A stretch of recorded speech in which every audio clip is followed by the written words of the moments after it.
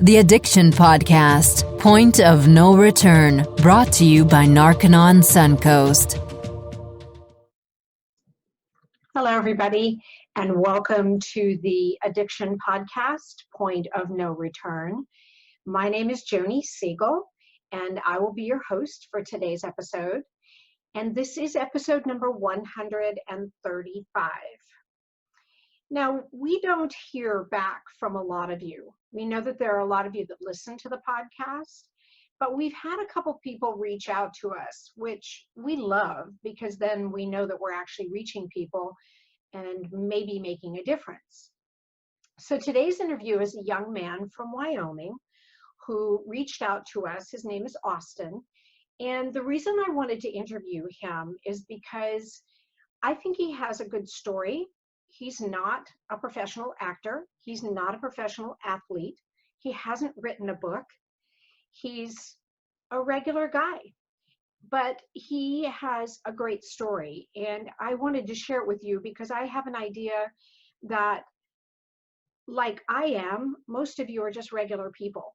And sometimes it's nice to just hear the story from a regular person who has had his own challenge with drugs. So let's talk to Austin. Austin, thank you so much for being on the podcast today. I really appreciate you being willing to share your story with our listeners. Yeah, thanks for having me. Cool. Every chance I get to share my experience, strength, and hope, I do. I love it. So the way I usually like to start out, and I'll have you start out that way, is how did you get started on drugs? How did that happen for you? Well, I grew up in an addicted family. Both my parents are addicts. And so I kind of had that piece already set. And one second. What are you doing?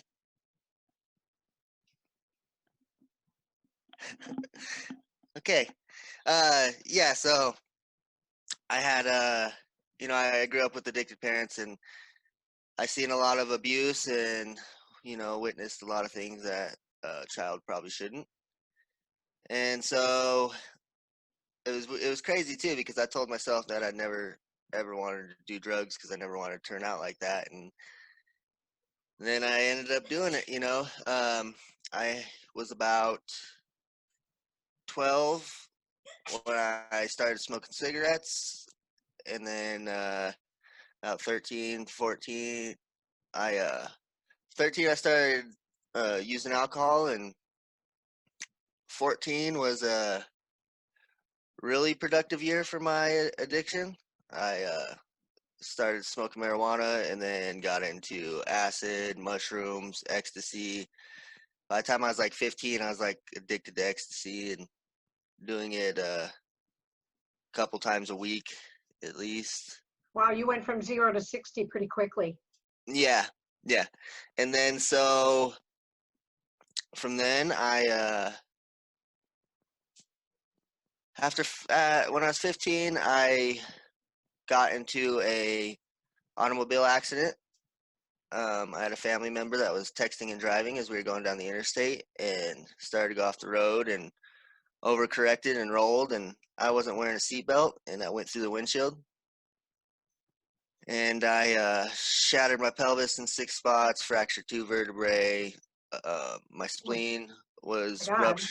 Yeah, my spleen was ruptured. My liver was lacerated. Broke my left collarbone, my hand, and then I had lacerations all up and down my chest and my back, so they had to treat me like a burn victim. And so that was like the first time that I got like introduced to opiates. Mm-hmm. And I didn't really care for them because they made me itchy, and when you have a bunch of open wounds, you don't really want to be itching, No. So I after I got out of the hospital, I just traded all of my pain pills for marijuana, and I just self-medicated with marijuana. And So then, let's see, 16. Yeah, all I really did was drink and smoke marijuana. 17, I got into another car accident and just re-injured my back. And that's whenever I had a friend, because I told him I didn't like the way the pain pills made me itchy or made me feel. And I told them they made me sick. And so then they told me, why don't you try snorting one? And ever since then, I did. I and my daughter let my dog out of the kennel. And that's whenever my opiate addiction took off. I started using using opiates every day. Um, let's see, I graduated high school when I was 17, and that's whenever I tried. After I graduated, that's whenever I tried methamphetamine, and so I used it for a little bit. I didn't like it as much as the opiates, but then so my opiate use got real bad, and pain pills got so expensive that I switched to heroin. And let's see, by when I was 21, I ended up in the hospital with a bacteria infection. And because I started shooting up by this time, and I had bacteria in my blood and got a bacteria infection. And that's also whenever I found out that I had Hep C. Wow. And so, yeah, I went into the hospital. I had like 105-degree fever and was just shaking uncontrollably. And it was bad. And so then after that, I realized that I needed to do something different, that I was going to end up dying if I didn't. And so at this time too, I was with a girl and things weren't working out too well. And so I went to treatment, and I wasn't going to treatment just for myself. I was trying to do it to fix our toxic relationship, which that didn't work. And I made it 5 days out of treatment before relapsing on heroin. And so then, What kind of treatment was it? Was it just a 12-step program? yeah, it was a 30-day inpatient 12-step I got it. program. Yeah. And I mean, it was an amazing program. I ended up going back there once again. I've been through 3 different treatments, and that was the last one I went to. I went back there, treatment center in Montana. It was great. But yeah, so Austin, after the third time you did that particular program, is that when you got clean and sober? Like you went through the whole program and yeah, well, so where I kind of left off is, so my addiction got so bad, so like I got with another girl after I got out of treatment the first time, and we started using together, and she got pregnant, and we continued to use throughout the pregnancy. Um, we went into the doctor and told him that we were addicts, and just laid it all out on the table. And he told her that if she's withdrawing, then the baby was withdrawing. And in my irrational, delusional mind, I use that as an excuse to continue to provide her with drugs. I I get it. didn't want my child withdrawing. So, and that's that continued to go on until she went into uh, labor premature due to withdrawing, actually. And she got life flighted up to Montana, up to Billings. And so why she was in the hospital, she came in and she tested positive for drugs. And so after 7 days after, my daughter was born, and she was 2 months premature. And then did But she have to go through withdraw the baby? no, so that's the miracle. They even tested her cord blood and everything, and somehow she tested completely clean, which Wow. which I don't understand. They didn't understand it either. She didn't have to go through any sort of withdrawals or any sort of like medication, have to take any medication for it or anything. She was just premature, so they treated her in the NICU as a premature child. That is amazing. I mean, I'm amazed that she didn't have any kind of withdrawal. There's a miracle for you. You're exactly right. Yeah, and that's one of her middle names is Amira, which is short for miracle, because I Oh, don't know how, that had to have been like a higher power thing watching over or something. But so after this, so the mother of my child also was on the run. She is on the run from the law. She had a felony warrant out, and Montana, the nurses in Montana found out about it, and they called her in, and she got arrested while she was supposed to be up at the hospital taking care of my daughter.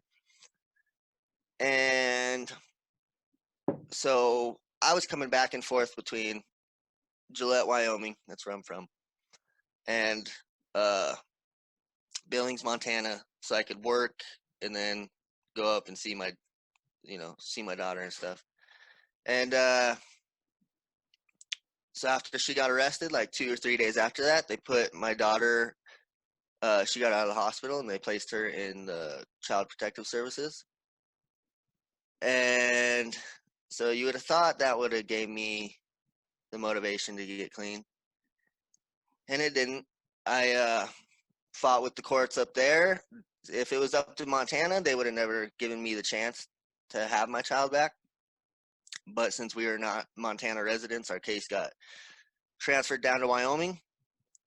And so, like, I was in order to have supervised visits with my daughter, I was on this call list. So you call into Department of Family Services every day, and if my group was called, I'd have to come in and take a UA, and then I'd have to UA every time before I visited my daughter. Well, that's a urine test. yeah, urine analysis. Right.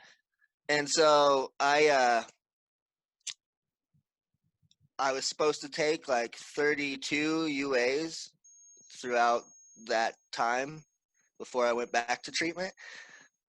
And I took 4 and I failed 2 of them. And so I didn't even really hardly ever get to see my daughter when she was in the state's custody. And how old was she at the time? The baby? Uh, basically, from the time she got out of the hospital, she was 2 months old until 6 months. Wow. And then so I'm her sorry, that mother, makes me really sad, Austin. I'm sorry.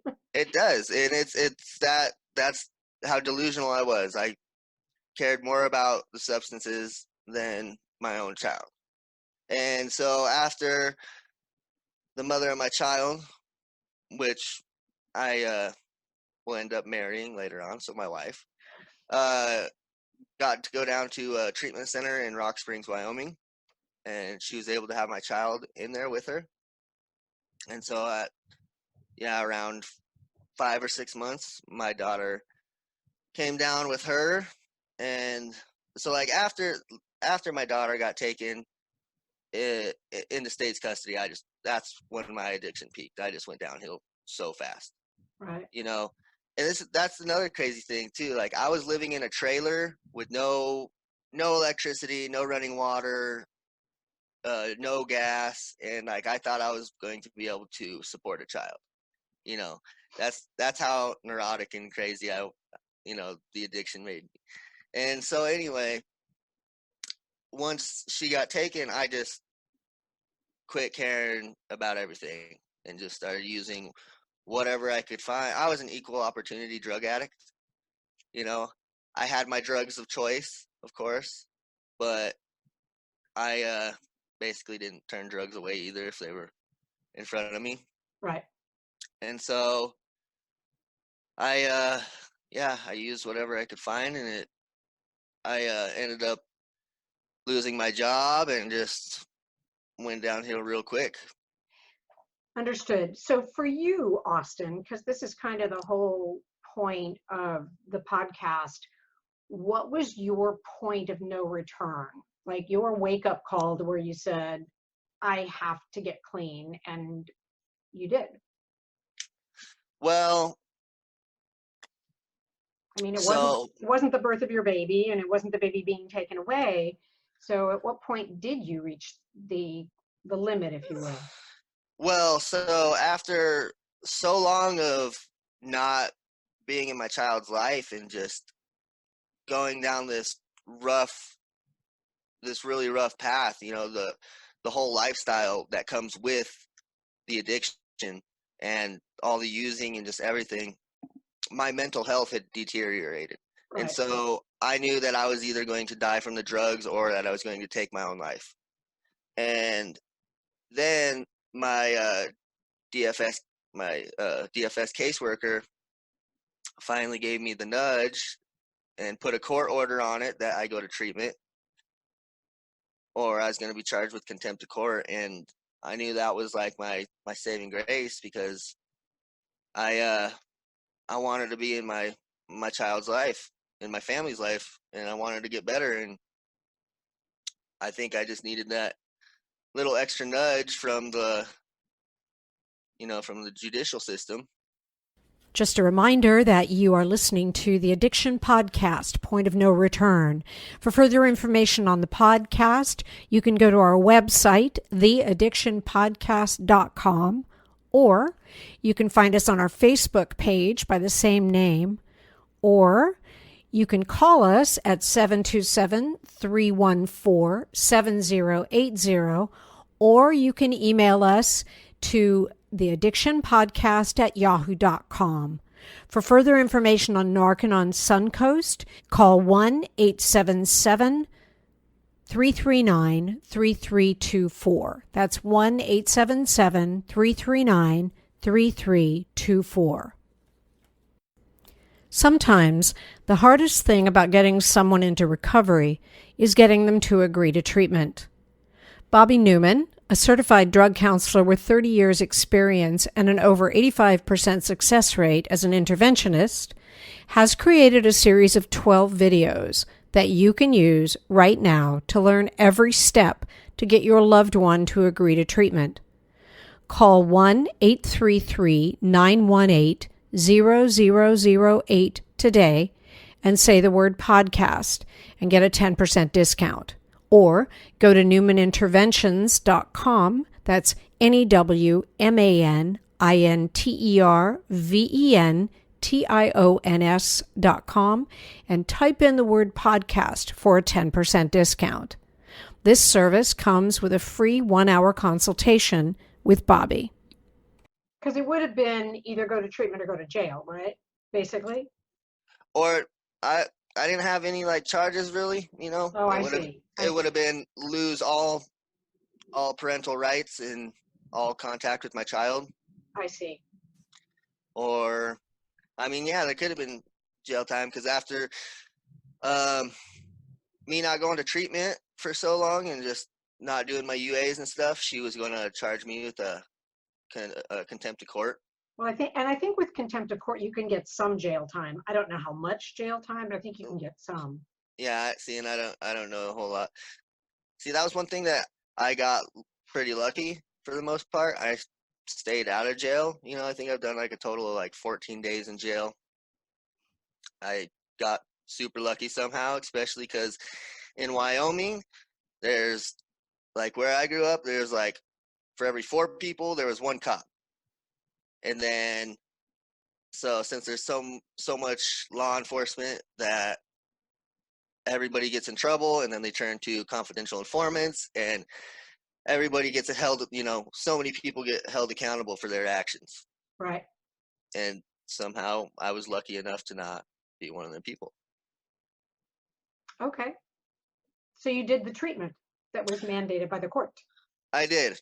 And I mean, that was the beginning of my recovery. Not saying my recovery was perfect. I have relapsed on alcohol and marijuana a few times, but that's because I wasn't putting the work into my recovery that I needed to. They say if you put as much work into your recovery as you did into getting drugs, you'll be successful. And I wasn't doing that, and now today I definitely put more work into my recovery than just about anything else, and it's working for me. That's awesome. So how long have you been clean and sober, Austin? Um, what's the day? I've been clean for almost 21 months now. Wow. That's an Yeah, accomplishment. That's very well done. it is. It's I was never able to make it past like 6, 7 months Wow. without without relapsing or something. I mean, yeah, it's been um April 19th, 2016 was the last time I stuck a needle in my arm or, used the, I guess, more extreme drugs, I'll say. Right. But alcohol and marijuana are still drugs, and I'm not a person that can just have like one or two drinks. I drink to get messed up and ruin my life. Understood. Yeah, But so you and the mother of your baby, you're married now. we are. She has been clean since she got arrested, um, June 4th, 2015. Okay. And she actually works at the treatment center now that she went to. She's a peer specialist, and Oh, she's killing it. She just got her associate's degree in criminal justice this year, and she's working towards her bachelor's now. And that's awesome. I mean, that's awesome because, she's given back, and you, with doing the podcast today, are also giving back. So there you go. all right, see, Now, and tell me, you mentioned when we spoke before that you and your wife didn't really have any kind of a support group where you live now. So you kind of started your own? yeah, well, so I mean, there was one fellowship here, a 12-step fellowship, but that's not a fellowship for me. Um, and so we started the other 12-step fellowship because I'm like I said, I'm an addict. I'm addicted to everything. And so we started that meeting, and it was a little rough at first, the first few months. A lot of times it would just me and her opening the doors and sitting there and talking for an hour, waiting, to see if anybody shows up. And now some nights we have like 40 plus people. That's And awesome. so, I mean, there used to be a good meeting here back in the day, but after I was told after a member passed away, that was kind of like the rock, kind of held it together. It went downhill, and then that fellowship kind of got a black eye here because like the only thing that people was going there for was to get drugs or to just they would just sign each other's court documents and then leave. It wasn't recovery. Yeah, that's not really what I would term. I mean, I guess you could say, by definition, it was fellowship, but the wrong kind of fellowship. Not Right, fellowship in sobriety, fellowship and let's all use drugs and keep each other going. right, right. And Wow. so we've uh we've done we've done that. We just had our second anniversary as a group, and we did a big camp out at a nice lake up north. You know, Wow. we uh we try to keep recovery exciting. I'm actually the activities chair, so like I try to plan quite a bit. We're doing a Halloween dance. You know, just Costumes? try. Yep. Ooh, I love it. Yeah. Just try. Because I know that was a big thing for me was I didn't think I was going to be able to have fun in recovery, and I didn't think I'd be able to enjoy life without the use of drugs. Right. And now that I've been clean for a little bit, and I realize that life is beautiful, clean, and that I I can actually enjoy life because I can remember everything. I don't have to get loaded and then think about wake up the next day and be like, oh no, what did I do? What am I going to regret? Or you know what I mean, like Yep. that type of thing. And so it's just it's amazing having the support you do through a fellowship, but then having that fellowship back all these fun activities. Right. Right. Austin, if you could say one thing to our listeners, what would it be? And the reason why I ask that, when I gave an introduction for you, um, and I hope this comes across the way I mean it. You're not a professional actor. You're not a professional football player. You are a regular guy. And I firmly believe that the majority of the people who listen are like you and me, regular people. And that's why I think your story is so important and will resonate with so many people. So if you could say one message to the people who listen, I think we have addicts. I know we have addicts who listen. I know we have recovered addicts, and I know we have the loved ones of addicts. What would that message be?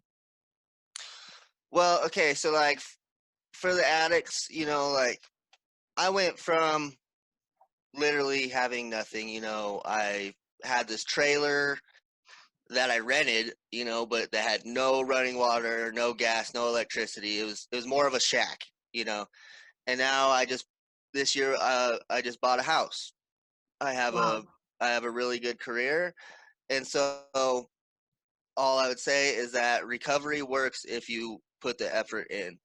Don't give up, even when things get tough. Like my wife, she's lost 16 people over the last 2 years Oh to my. the overdose and other substance abuse related accidents, and she's still going strong. That's like all the more reason for her to stay clean and have that solid foundation.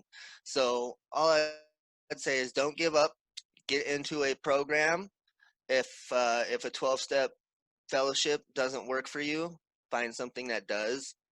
Just don't give up. Right. It's work every day. It's Yep. not easy sometimes, but if life was easy, you know, I don't, it Oh, that wouldn't. would be great. We'd all Yeah, love it. yeah. I don't know. It wouldn't be as interesting though. Yep. Um, and so like for the family members of addicts, I just say don't enable them. My mom was my biggest enabler, Right. and that caused a lot of problems for me and for our relationship as well, because I would just manipulate her and use her and didn't care, you know. And so don't enable them and set boundaries.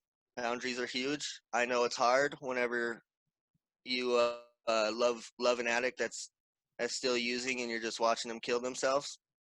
I I am going through some of that right now with some friends and stuff like that, and I just have to set my boundaries and let them know that if they need help and support, I'm here for them when they want that, but they have to want it. Right. You know, Right. it's like I had to want it. I lost everything, lost my daughter, and I continued to use. It's you have to want it. Yep. Yep. I think that's a really, really good point. Really, really good message. Austin, you have a life now. You have a wife. You have a daughter. Do you have more children or just your daughter? Just my daughter. Okay. And how old is she now? She is 4. Awesome. Yeah. Awesome. So there you go. I mean, you put it all back together, and I really admire you for doing that because I know that it isn't easy. I know it. No, it wasn't easy at all. But so the gifts of recovery that I've gotten, you know, I've gotten my family back, my daughter, and she's healthy, she's super smart, and to be able to watch her grow and just teach her things and just be a father, and be a productive member of society. That's something that I didn't think was going to be possible ever Right. in my life, and I have all that, and it's all due to my recovery. If you know I was always told anything that you put before your recovery you'll lose, and I am a firm believer of that, because even after I got clean, after I got out of treatment and moved down here to Rock Springs, I I got another good job, but I was gone all the time. I worked in New Mexico and Colorado and stuff, and so I put work before my recovery, and that's whenever I ended up relapsing and relapsing. And Right. you know, it was also hard for me. I used that as an excuse because I wasn't there to watch my daughter grow up. You know, Right. I was working all the time, and so I just think that anything you put before your recovery, you'll lose. So you have to keep that just right in front of everything, and work towards it. Right. Right. Austin, thank you so much for being on the podcast today. I just think your story is such a good story. As I say often on the podcast, you know, there's a lot of similarities from addict to addict, but then every story is different. And I think that your story is going to resonate with a lot of our listeners. And I really appreciate you being on the podcast. Yeah, and there's just one more thing I wanted to say, because Go for it. we did talk a little bit about the rural piece, about, so like before we started the group here, you know, you would have to drive 100 miles in whatever direction to find like the nearest that fellowship, you know, Right. that particular fellowship. And so if there's anybody out there seeking recovery, you can start a 12-step fellowship. It's super easy, and just don't give up on it. You know, that's the biggest thing, is because we, you know, whenever we first opened the doors and it was just me and my wife going there, you know, it gets a little frustrating, and you feel like you just want to give up. And Right. we didn't, and now our group is flourishing, and so many people coming in and getting recovery, and that's what it's all about. You know, I can't do this alone, you know, and I know that, and so I don't want anybody else to try to do this alone. Right. I think that's huge. I'm so glad you added that on, because, you know, as you say, if you're somewhere and there's nobody around, there's no group or existing group to help support you in your recovery, start your own, because you're not alone. There are a lot of people out there recovering, and you will then not only get help for yourself, but you'll provide help for other people. And that's huge. Yep. That's really huge. And that in itself will help you with your recovery. Yeah, exactly. See, my experience, you know, if my experience helps one addict, then I'm successful. You know, I know the experience of other addicts have saved my life, and so that's why I try to share my experience, strength, and hope. That's awesome. Thank you so much, Austin. And please give my best wishes to your wife and to your daughter. Okay, I will. So I really hope that you enjoyed Austin's interview as much as I did. He's such a nice fellow. And here's someone who, you know, doesn't have a lot of the resources as a professional athlete or a professional actor, even though they still can end up homeless under a bridge. But he got himself clean, and now he's married, and he has a good job, and he has a family, and I think it's huge. So once again, don't forget to subscribe to this podcast wherever you listen to podcasts, and give us a 5-star rating. That would be awesome. And yeah, we'll talk to you again next week. Thank you so much for listening. You have been listening to the Addiction Podcast, Point of No Return. For more information, call 877-339-3324 or visit www.narcanonsuncoast.org. Narcanon is a non-12-step rehabilitation program based on the works of L. Ron Hubbard.